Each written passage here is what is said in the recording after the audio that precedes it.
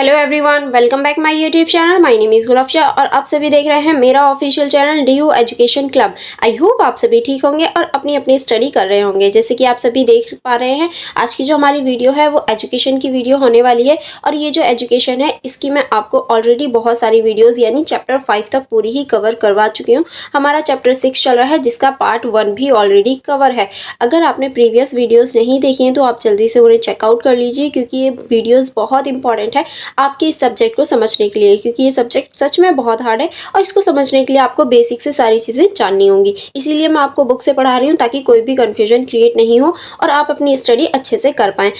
देखिए, आज जो हमारा चैप्टर होगा वो चैप्टर नंबर 6 का पार्ट 2 होने वाला है। पार्ट 1 में भी हमने बहुत सारी चीज़ें कवर कर ली थी। अगर आपने वो नहीं देखा है तो आप जल्दी से जाकर उसे चेकआउट कर लीजिए, ओके। और ये जो आपकी बुक है इसका नाम हम देख सकते हैं, पर्यावरणीय विज्ञान व्यवहार में सिद्धांत 1 यानी environmental science theory into practices 1। ये आपके सेमेस्टर 1 एंड सेमेस्टर 2 दोनों के लिए ही बेनिफिट वाली वीडियो होने वाली है। तो आप मेरी वीडियो को लाइक करना एंड मेरे यूट्यूब चैनल को सब्सक्राइब करना मत भूलिएगा, ताकि मोर जो इन्फॉर्मेशन है वो आपको मिल पाए और आप अपनी स्टडी को इजी वे में कर पाएँ। चलिए फिर स्टार्ट करते हैं चैप्टर नंबर 6 से। देखिए, आप सभी देख सकते हैं हमारा चैप्टर नंबर 6 है यानी पार्ट 6 है और इसका नाम है प्राकृतिक संसाधन जल संसाधन, जिसमें हम बहुत सारी चीज़ें पार्ट 1 में भी कवर कर चुके हैं। यानी जल संसाधनों को देख चुके हैं, भारत में कितने प्रकार के जल संसाधन है और कितने भूमि पे जल है, ये सारी ही चीज़ें हम इसमें कवर कर चुके थे। तो लास्ट वीडियो हमने जहाँ छोड़ी थी हम वहीं से इसकी वीडियो लास्ट स्टार्ट करते हैं, ओके। इससे ऊपर के जितने भी टॉपिक्स थे वो हम लास्ट वीडियो में कवर कर चुके थे। अब हमारा नेक्स्ट टॉपिक स्टार्ट होने वाला है पानी की मांग और उपयोगिता, यानी जो पानी की मांग है और उसकी जो उपयोगिता है उसके बारे में अब हम चर्चा करने वाले थे। भारत परंपरागत रूप से एक कृषि प्रधान देश है। इसकी लगभग 2/3 आबादी के लिए कृषि और उसके संबंधित गतिविधियां आजीविका का प्रमुख स्रोत है। यानी देखिए, भारत जो है वो परंपरागत रूप से ही एक कृषि प्रधान देश है, क्योंकि हमारे देश में शुरू से ही कृषि होती आई है और लगभग 2/3 जो आबादी है वो कृषि पर ही डिपेंड करती है, ठीक है, क्योंकि उनका जो रोजगार है, उनकी जो आजीविका है वो कृषि पर ही डिपेंड करती है। इसके अतिरिक्त घरेलू, औद्योगिक, ऊर्जा और अन्य आवश्यकताओं के लिए भी जल की बड़ी मात्रा की आवश्यकता है। और अगर हम कृषि को हटा दें तो उसके अलावा भी जो घरेलू है, औद्योगिक है और बहुत सारी जो ऊर्जा वगैरह की चीज़ें हैं, उन सभी में हमें जल की आवश्यकता होती है, क्योंकि बिना जल के हम ना तो ऊर्जा उत्पन्न कर सकते हैं, ना ही अपने उद्योगों को बढ़ा सकते हैं, ना ही घरेलू कार्य कर सकते हैं। तो सभी के लिए हमें पानी की आवश्यकता होती है, ठीक है। आगे चलेंगे, आगे आप इसमें लिख सकते हैं भारत की 90% से अधिक जल की मांग कृषि के लिए है। लेकिन देखिए, अगर 90% से भी अधिक मांग कहें तो वो कृषि के लिए होते हैं, क्योंकि और जो काम है वो हमारे 10% से भी नीचे में हो जाते हैं। लेकिन कृषि के लिए सबसे ज़्यादा यानी 90% से अधिक पानी की आवश्यकता पड़ती है। अतः बढ़ती हुई कृषि उत्पादकता की पूर्ति के लिए हमारी पंचवर्षीय योजना में सिंचाई के विकास में उच्च प्राथमिकता दी गई है। और इसी को ध्यान में रख के जो हमारी पंचवर्षीय योजना आई थी उसमें सिंचाई को उच्च प्राथमिकता पे रखा गया है, यानी सबसे ऊपर वाले लेवल पे रखा गया है। इसके लिए दामोदर नदी घाटी परियोजना, भाखड़ा नागल परियोजना, कोसी परियोजना, हीराकुंड बांध परियोजना, नागार्जुन सागर परियोजना, नर्मदा घाटी परियोजना, इंदिरा गांधी नहर परियोजना आदि ये सभी बनाई गई हैं। यानी देखिए, इन परियोजनाओं में से आप कुछ परियोजनाओं का नाम याद कर सकते हैं जो कि आप अपने एग्जाम में लिख सकते हैं, क्योंकि ये सारी ही जो परियोजना है ये आपके एग्जाम के पॉइंट ऑफ व्यू से बहुत ज़्यादा इंपॉर्टेंट हो जाती हैं, ठीक है। चलिए आगे बढ़ेंगे। आगे आप इसके अंतर्गत लिख सकते हैं किसी विभिन्न बहुउद्देशीय नदी घाटियों की ज़रूरतों को पूरा करने के लिए परियोजना शुरू होती है। जो परियोजना शुरू होती हैं वो कोई भी बहुउद्देशीय यानी एक उद्देश्य ना होकर बहुत सारे उद्देश्यों को पूरा करने के लिए वो परियोजनाएं बनाई जाती हैं। कुछ जल उपयोग में कृषि क्षेत्र का हिस्सा अन्य क्षेत्रों की तुलना में बहुत अधिक होता है। यानी कुछ जो जल क्षेत्र होते हैं उसमें कृषि क्षेत्र की तुलना में जो उपयोग है वो और ज़्यादा अधिक होता है, ठीक है। अब हम एक तालिका देखें, यानी देश में जल की जो मांग का वितरण है वो इस प्रकार किया गया है। जैसे कि आप देख सकते हैं यहाँ पहले वर्ष दे रखे, फिर उनका वितरण दे रखा है। यानी जो हमारा घरेलू है, सिंचाई है, उद्योग है और ऊर्जा है और अन्य, इन सभी के आधार पर हमारे पानी को वर्गीकृत किया गया है, ठीक है। आई होप आपको ये समझ में आ गया होगा। चलिए आगे बढ़ेंगे। अब आगे हम देखेंगे जल किसी भी विकासात्मक प्रक्रिया के लिए आवश्यक होता है। यानी अगर हमें कोई भी विकासात्मक यानी आगे बढ़ने की प्रक्रिया चाहिए या आगे बढ़ना चाहते हैं तो उसके लिए हमें जल की आवश्यकता होती ही है, क्योंकि बिना जल के हम कहीं नहीं पहुंच सकते। जल बहुत ज़्यादा इंपॉर्टेंट रोल निभाता है हमारे जीवन में। ठीक है, आगे चलेंगे, आगे हम देखेंगे जल के अधिक मांग के कारण मीठे जल की उपलब्धता और गुणवत्ता पूरे विश्व की चिंता का विषय बन गया है। संयुक्त राष्ट्र के एक अध्ययन के अनुसार एशिया में ताज़े जल की उपलब्धता केवल 3000 घन मीटर व्यक्ति वर्ष है, जो किसी भी महाद्वीप से सबसे कम है। खराब प्रबंधन के साथ तीव्र जनसंख्या वृद्धि ने जल संकट की स्थिति को जन्म दिया है। यानी देखिए, अगर हम मीठे पानी की बात करें, देखिए मीठे पानी का अर्थ है जिस पानी का हम यूज करते हैं, यानी पीने में, हमारी कृषि में, उस सभी को मीठे पानी कहते हैं। जो खारा पानी होता है वो समुद्रों का खारा पानी होता है। तो मीठे पानी को लेकर हमेशा विवाद या फिर चिंता का विषय रहता है, क्योंकि ये जो है ये दिन पर दिन कम होता जा रहा है। और संयुक्त राष्ट्र जो संघ है उसकी एक रिपोर्ट के अनुसार 3000 घन मीटर प्रति व्यक्ति वर्ष में आता है पानी। अब देखिए, जैसे जैसे जनसंख्या बढ़ रही है, जनसंख्या वृद्धि के बाद ये और भी कम हो जाएगा, तो इसीलिए ये एक चिंता का विषय बना हुआ है। ठीक है, चलिए आगे बढ़ेंगे। आगे अब हमारा नेक्स्ट टॉपिक है वो है उभरती हुई जल संसाधन समस्याएं। यानी जो हमारी उभरती हुई जल संसाधन समस्याएं हैं, अब हम उनके ऊपर चर्चा करेंगे। जनसंख्या में वृद्धि के कारण जल की उपलब्धता दिन व दिन कम होती जा रही है। देखिए, जनसंख्या जो वृद्धि है वो भी एक समस्या के रूप में है, क्योंकि जो जल है वो तो उतना ही है, बट जनसंख्या बढ़ रही है, जिसकी वजह से ये भी एक समस्या के रूप में हमारे सामने आ रही है। मनुष्य अक्सर आपदा का सामना तब करते हैं जब वह पर्यावरण की दृष्टि से हानिकारक निर्णय लेते हैं, जैसे बाढ़ की संभावना वाले क्षेत्र में निर्माण कार्य करना। यानी देखिए, मनुष्य अपनी ही वजह से जो पर्यावरणीय प्रभाव होते हैं या पर्यावरणीय हानि होती है वो खुद देखते हैं। क्योंकि देखिए, अगर कहीं बाढ़ की संभावना है और वहां जाके वो निर्माण कार्य कर रहे हैं, यानी कुछ चीजें बना रहे हैं, तो बेशक वहां तो बाढ़ आनी ही है, तो वहां बनाकर अपना ही तो लॉस कर रहे हैं। तो मानव कभी कभी ऐसी बेवकूफ़ों वाली हरकत कर जाते हैं, जिसकी वजह से क्या होता है, उन्हें हानि का सामना करना पड़ता है। ठीक है, अब इसमें जो समस्या है उसके अंतर्गत पहली आप लिख सकते हैं जल की गुणवत्ता में गिरावट। किस तरह से जल की गुणवत्ता में गिरावट होती है, चलिए देखते हैं।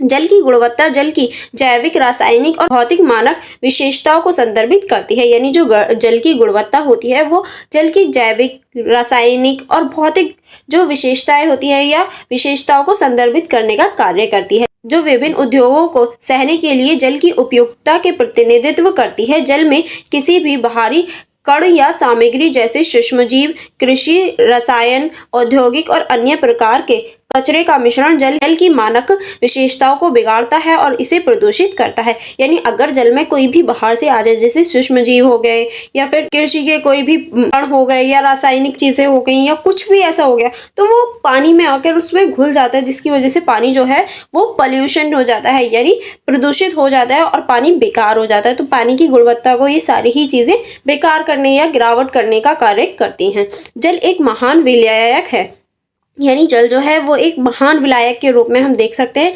इसलिए जब जहरीले पदार्थ जल निकायों में प्रवेश करते हैं तो वह या तो जल में घुल जाते हैं या जल में निलंबित हो जाते हैं। यानी देखिए, जल जो है वो विलायक है, इसी की वजह से जो भी जल में गिरता है या फिर जो भी जल में मिलता है वो डायरेक्ट उसमें या तो मिल जाता है यानी घुल जाता है या निलंबित हो जाता है, जिसकी वजह से क्या होता है, जल प्रदूषण हो जाता है। दोनों स्थिति में जल प्रदूषण हो जाता है। यानी अगर वो मिल जाए तो भी जल प्रदूषण है, अगर वो निलंबित हो जाए तो भी जल प्रदूषण हो जाता है। ठीक है, आगे अब हम देखेंगे। देखिए, गंगा और यमुना देश की अत्यधिक प्रदूषित नदी है। अगर हम सबसे ज्यादा प्रदूषित नदियों की बात करें तो गंगा और यमुना का आप नाम लिख सकते हैं। ठीक है, नेक्स्ट अब हम देखेंगे। नेक्स्ट आप इसमें पॉइंट लिख सकते हैं, सिंचाई के लिए जल की बढ़ती हुई मांग। यानी जो सिंचाई है उसके लिए जो जल की बढ़ती हुई मांग है उसको हम देखेंगे, क्योंकि अब दिन पर दिन कृषि बढ़ रही है, क्योंकि जनसंख्या बढ़ रही है। अब जनसंख्या बढ़ रही है तो उसकी खाने के लिए भी तो कुछ चाहिए, तो इसलिए कृषि बढ़ रही है। अब कृषि बढ़ रही है तो पानी भी तो चाहिए, तो उसकी जो मांग है वो भी एक चुनौती के रूप में हमारे सामने आ रही है। किस तरह से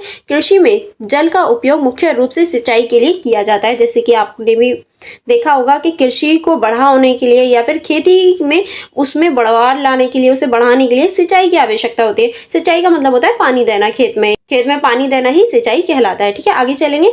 मानसून के मौसम को छोड़कर गर्मी और सर्दी के मौसम आमतौर पर देश के अधिकांश हिस्से में शुष्क होता है, अतः शुष्क मौसम में हमारी कृषि में सिंचाई एक मूलभूत आवश्यकता है। यानी अगर हम मानसून को छोड़ दें तो गर्मी और सर्दी दोनों ही मौसम में शुष्क यानी सूखा होता है, तो इसीलिए हमारी मिट्टी को किसकी सिंचाई की आवश्यकता होती है। ठीक है, यहाँ तक कि बिहार और पश्चिम बंगाल जैसे भरपूर वर्षा वाले क्षेत्रों में मानसून के रुकावट या इसकी विफलता के कारण शुष्क अवधि कृषि के लिए प्रतिकूल होती है। यानी अगर हम बिहार और पश्चिम बंगाल की बात करें जहाँ भारी वर्षा होती है, अगर वहाँ भी वर्षा टाइम पे ना हो तो वहाँ भी हमें सिंचाई की आवश्यकता पड़ती है।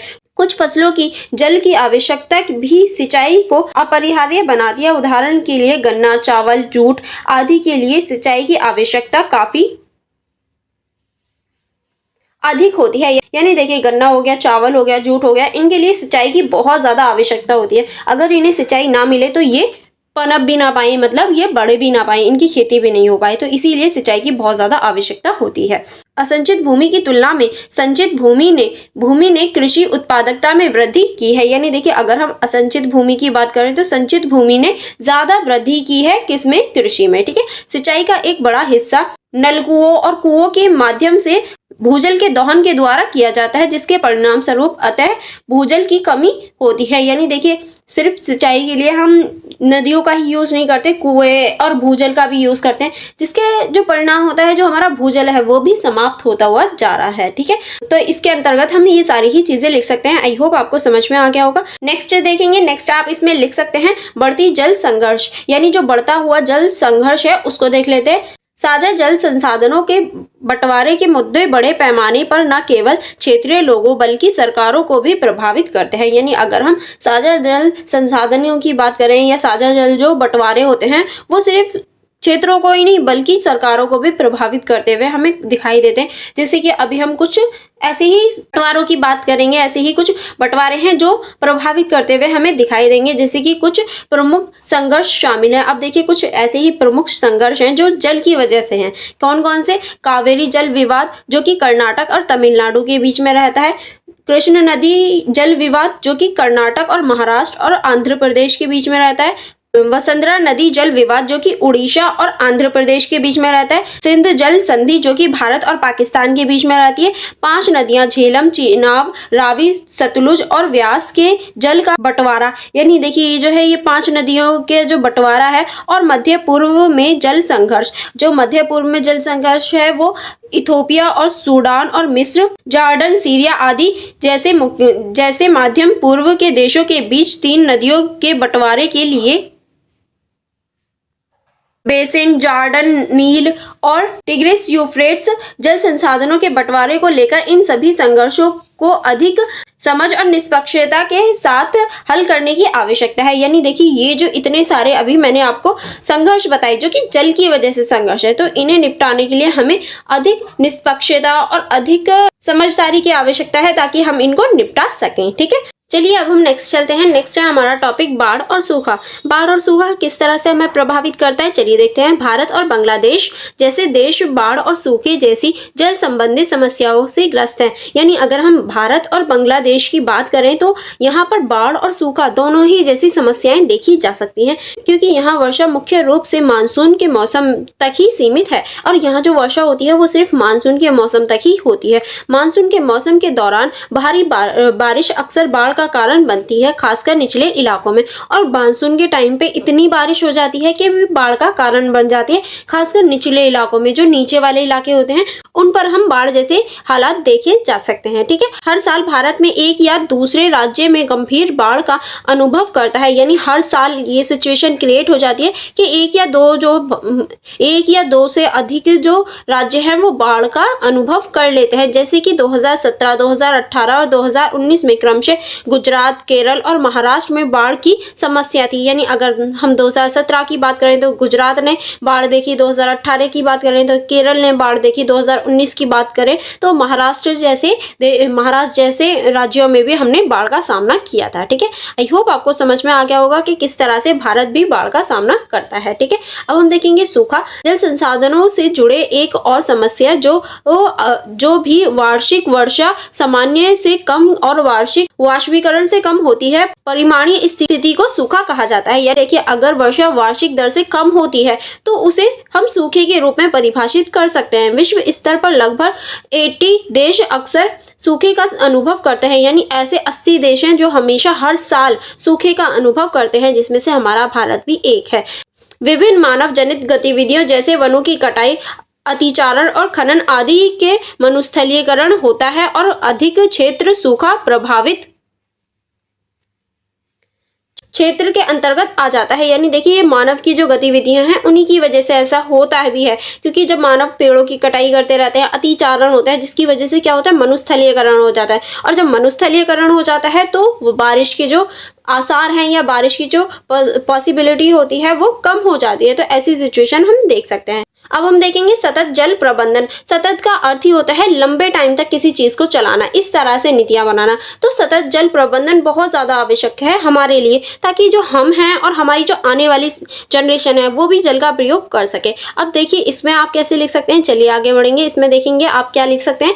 भारत को लवणीय की उच्च लागत के कारण समुद्री जल के उपयोग को कम करने के लिए कदम उठाने होंगे और प्रभावी नीतियां बनानी होंगी, ताकि जल के संरक्षण के लिए प्रभावी उपयोग बनाए जा सके। यानी देखिए, अगर हम सतत जल प्रबंधन चाहते हैं तो प्रभावी नीतियां बनानी होंगी और उसे लागू करनी होंगी। किस तरह से, पहला आप इसमें लिख सकते हैं जल प्रदूषण की रोकथाम। जो हमारा जल प्रदूषण है उसको रोकना होगा, ताकि वो लंबे टाइम तक चल सके। जल की गुणवत्ता में तेजी से गिरावट आ रही है और इसकी मात्रा कम हो रही है, जबकि मैदानी क्षेत्रों की तुलना में पहाड़ी क्षेत्रों में ऊपरी हिस्सों में नदियों में बेहतर गुणवत्ता होती है। नालियों के माध्यम से ठोस, तरल, कचरे, उर्वरकों, कीटनाशकों और औद्योगिक अपशिष्ट के मिलने के कारण नदियां जल प्रदूषित हो जाती हैं। यानी देखिए, अगर हम पहाड़ों की बात करें तो वहाँ उच्च पानी मिल जाता है, यानी उच्च गुणवत्ता वाला पानी मिल जाता है। लेकिन ये जो प्रदूषित होता है, ये जो होता है, ये उर्वरकों की वजह से, कीटनाशकों की वजह से और जो हमारी औद्योगिक गतिविधियां होती हैं उनकी वजह से ये प्रदूषित हो जाता है। तो हमें इस चीज़ पर ही नियंत्रण करने की आवश्यकता है, ताकि जो हमारा पानी है वो प्रदूषित नहीं हो। ठीक है, आगे चलेंगे। केंद्र और राज्य प्रदूषण नियंत्रण बोर्ड द्वारा 507 राष्ट्रीय जलीय संसाधनों की जल गुणवत्ता की निगरानी की जा रही है। दिल्ली और इटावा के बीच यमुना, अहमदाबाद में साबरमती, लखनऊ में गोमती, मथुरे में वैगई और हैदराबाद की मूसी और कानपुर और वाराणसी में गंगा आदि सबसे प्रदूषित नदियों में से एक है। यानी देखिए, आप यहाँ जो सबसे ज्यादा प्रदूषित नदियां हैं उन्हें भी देख सकते हैं, जो कि हर राज्य के हिसाब से बताई गई हैं। ठीक है, आगे बढ़ेंगे। भारी जहरीली धातुओं, फ्लोराइम और नाइट्रोट्स की उच्च सांद्रता के कारण भूजल भी समय के साथ अधिक प्रदूषित हो जाता है, जबकि जल प्रदूषण अधिनियम 1974 और पर्यावरणीय संरक्षण अधिनियम 1986 का पालन करने की आवश्यक है। यानी हमें ये जो प्रदूषण हो रहा है इसको रोकने के लिए जो जल प्रदूषण अधिनियम आया था 1974 उसको, और जो 1986 में आया था उसको पालन करने की आवश्यकता है, ताकि हम ये जो प्रदूषण हो रहा है इसको रोक सकें और साफ जल प्राप्त कर सकें, हम भी और हमारे आने वाली पीढ़ी भी। ठीक है, चलिए आगे बढ़ेंगे। आगे आप इसमें लिख सकते हैं सतत जल उपयोग। सतत जल उपयोग किस तरह से, चलिए देखते हैं। सतत जल उपयोग से अभिप्राय जल के ऐसे उपयोग से है जो जल चक्र की अखंडता को कम किए बिना आगे भविष्य में भी मानव समाज को रहने और फलने फूलने जल संरक्षित रखे। यानी जो सतत जल उपयोग है उसका अभिप्राय ऐसा है कि जो हमारा जल चक्र होता है उसको बिना नुकसान पहुंचाए हम अपना विकास करें और अपनी जो आने वाली पीढ़ी है उसको भी मौका दें फलने फूलने का और उसे पानी के अवसर मिले कि हाँ वो भी पानी का यूज कर पाए। उद्योगों की मांग को पूरा करने के लिए अवशिष्ट जल का पुनः उपयोग एक स्मार्ट विकल्प है। यानी अगर हम जो खराब पानी है, जो हमारा वेस्ट पानी होता है, उसका ही रीयूज करें तो ये एक अच्छा तरीका होगा पानी को बचाने का। ठीक है, चलिए आगे बढ़ेंगे।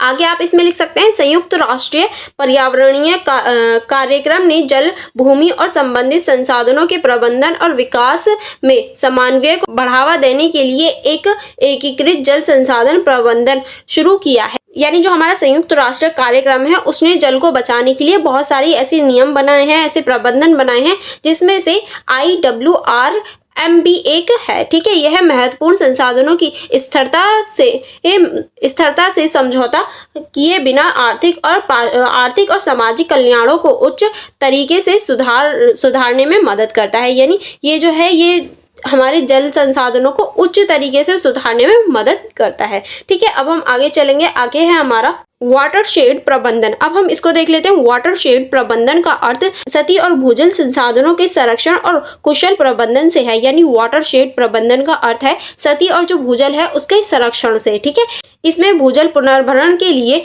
भूजल की भंडारण और रोकथाम के विभिन्न तरीकों जैसे पुनर्भरण, कूप, टैंक और जैक डैम आदि शामिल है। इसके अंतर्गत ये सभी डैम शामिल होते हैं। ठीक है, आगे चलेंगे। राष्ट्रीय और केंद्रीय सरकार ने भारत में हरियाली, अरावली जल संसाधन, नीरू, मीरू, आंध्र प्रदेश आदि जैसे कई वाटरशेड प्रबंधन कार्यक्रम शुरू किए हैं। स्थानीय समुदायों के बीच वाटरशेड विकास और उसके प्रबंधन के कल्याण के बारे में जागरूकता पैदा करने की आवश्यकता है। यानी ऐसे बहुत सारे वाटरशेड प्रबंधन किए गए हैं ताकि जो पानी है उसको बचाया जा सके और अच्छे से विकास किया जा सके। ठीक है, चलिए आगे बढ़ेंगे। आगे अब हम देखेंगे वर्षा जल संचयन किस तरह से। वर्षा जल संचयन का उपयोग वर्षा जल को एकत्रित और संग्रहित करने के लिए किया जाता है। यानी वर्षा के पानी को एकत्रित करना, बारिश के पानी को इकट्ठा कर लेना ही हमारा वर्षा जल संचयन कहलाता है। यह एक पर्यावरण के अनुकूल और सस्ती तकनीक है। यानी पानी पर्यावरण के अनुकूल भी है और एक सस्ती तकनीक भी है, जिसकी वजह से हम जो पानी है उसको बचा लेते हैं और उसका यूज कर सकते हैं। भूजल तालिकाओं को बनाए रखता है और असार्निक, फ्लोराइज्ड, फॉस्फेट, नाइट्रेट आदि जैसे दूषित पदार्थों के सांद्रता कम कर भूजल की गुणवत्ता में सुधार करता है। यह बाढ़ और मिट्टी के कटाव को भी रोकता है और तटीय क्षेत्र में खारे जल को रोकता है। देखिए, अगर हम पानी को इकट्ठा करते हैं तो ये सारे जो प्रदूषण होते हैं ये रुक जाते हैं और जो हमारा मिट्टी का कटाव है वो भी बहुत हद तक रुक जाता है और जो हमारे क्षेत्र की जो सूखा है या फिर मरुस्थलीकरण है वो भी कम होता हुआ हमें दिखाई देता है। ठीक है, अब आगे चलेंगे। आगे आप लिख सकते हैं बांध और जल संरक्षण में इसकी भूमिका। यानी जो बांध है और जो जल संरक्षण होता है इसकी क्या भूमिका होती है। भारत में सिंचाई के लिए जल की उच्च स्तर की मांगों को विभिन्न ऊंचाइयों के बांधों के निर्माणों से प्राप्त किया जा सकता है। यह पहले से ही कई नदी घाटी परियोजनाओं जैसे सरदार सरोवर बांध परियोजना जो कि नर्मदा नदी पर है, नागार्जुन सागर बांध परियोजना जो कि कृष्ण नदी पर है और हिंडन बांध परियोजना जो कि भागीरथी नदी पर है आदि के तहत किया जा चुका है। बांध परियोजना के लाभ अब देखेंगे कि बांध परियोजना जो है इसके क्या लाभ होते हैं। तो इसके पहले लाभ में आप लिख सकते हैं जल विद्युत उत्पादक, दूसरा आप लिख सकते हैं सिंचाई और बांध नियंत्रण, तीसरा आप लिख सकते हैं औद्योगिक और नगरपालिका जल आपूर्ति। यानी जो हमारी औद्योगिक और नगरपालिका होती है उसकी आपूर्ति हो जाती है। बांध से नहर प्रणाली बड़ी मात्रा से जल को बड़ी दूरी तक स्थानांतरित कर सकती है। इससे प्रबंधित उदाहरण इंदिरा गांधी नहर है जिससे राजस्थान के रेगिस्तान इलाके में हरियाली आई है। हालांकि बांधों के जलाशयों से जल का प्रबंधन कई समस्या पैदा कर सकता है। यानी देखिए, हम बांधों का जो प्रयोग करते हैं वो अच्छाई तो है, बट हर चीज़ की अच्छाई और बुराई दोनों ही होती है। अगर हम अच्छाई की बात करें तो इंदिरा गांधी जो बांध है उसकी बात कर सकते हैं, जिसने राजस्थान में भी हरियाली पैदा कर दी, राजस्थान में अब कृषि होने लगी। तो ये सारी चीज़ें क्या हैं, ये अच्छाई हैं। अब इसकी कुछ समस्याएं भी हैं। समस्या के रूप में आप लिख सकते हैं निचले इलाकों में जल का असमान वितरण। यानी जो निचले इलाके होते हैं उनमें जल का असमान वितरण हो जाता है। नेक्स्ट आप इसमें लिख सकते हैं स्रोतों के करीब रहने वाले लोगों ऐसी फसलें उगा लेते हैं जिन्हें भारी सिंचाई की आवश्यकता होती है। नेक्स्ट आप इसमें लिख सकते हैं बांध से अचानक या गलती से जल छूट जाने से बाढ़ जैसी स्थितियां पैदा हो जाती हैं। नेक्स्ट आप इसमें लिख सकते हैं परिस्थितिकी तंत्र की गिरावट होती है। तो ये सारी ही चीजें आप इसमें लिख सकते हैं। ठीक है, और ये यहाँ तक जितने भी पॉइंट बताए थे ये हमारे सतत जल प्रबंधन के पॉइंट हैं जो कि आप सतत जल प्रबंधन के अंतर्गत लिख सकते हैं। अब यहाँ कुछ क्वेश्चन हैं जिनके आंसर आपको मुझे कमेंट बॉक्स में देने हैं। देखते हैं किस किसने अच्छे से पढ़ाई करी। चलिए आगे बढ़ेंगे। आगे अब हम देखेंगे आबादी के बाद से अब तक 700 से ज्यादा बांध बनाए जा चुके हैं। यानी अगर हम आजादी से देखें तो अब तक 700 से अधिक बांध बन चुके हैं। यदि कार्यक्रम तय समय पर चले तो देश में शायद ही कोई मुक्त बहने वाली नदी बचेगी। यानी अगर हम इसी तरीके से कार्य करते रहें तो शायद ही ऐसी कोई नदी होगी जो बिना बांध के रह पाएगी, सारी नदियों पे बांध बन जाए। इसीलिए सुंदरलाल बहुगुणे, मेधा पटेल, चंडी प्रसाद भट्ट और अन्य जैसे पर्यावरणवादियों ने हिंडन बांध परियोजना जो कि उत्तराखंड की थी, सरदार सरोवर बांध जो कि गुजरात की थी, नर्मदा सागर बांध परियोजना जो कि मध्य प्रदेश की थी आदि जैसी कई नदी घाटी परियोजनाओं के कार्यान्वयन का विरोध किया है। और इन लोगों ने ऐसी बहुत सारी परियोजनाओं का विरोध किया है जिसकी वजह से जो हमारी सामाजिक और आर्थिक परियोजना है या परिणतियां हैं उनमें समस्याएं उत्पन्न हो सकती थी, इसकी वजह से इन्होंने विरोध किया था। ठीक है, आगे अब हम चलेंगे और यहाँ ये जो आपका चैप्टर था वो पूरा ही कंप्लीट हो जाता है। आई होप आपको सारी ही चीजें समझ में आ गई होंगी।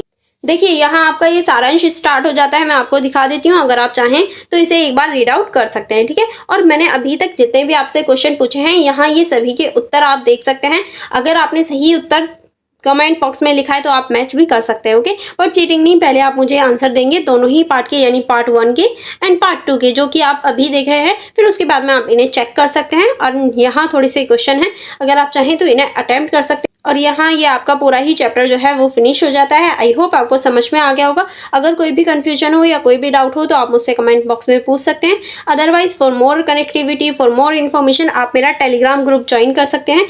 आप मेरी इंस्टाग्राम आईडी चेकआउट कर सकते हैं जिसके माध्यम से आप अपनी स्टडी को बहुत ज़्यादा इजी वे में ले जा सकते हैं, कोई भी कन्फ्यूजन नहीं होगी और सारी ही चीज़ें आपको इन्फॉर्मेशन टाइम टू टाइम मिलती रहेंगी, सारी अपडेट आपको मिल जाएंगी, तो आपकी जो स्टडी है वो इजीली हो जाएगी। एंड फॉर मोर स्टडी आप मेरे चैनल के माध्यम से जुड़ सकते हैं और अपने फ्रेंड्स के साथ भी मेरी वीडियो को शेयर करना मत भूलिएगा। चलिए मिलेंगे नेक्स्ट वीडियो में। Thank you for watching everyone.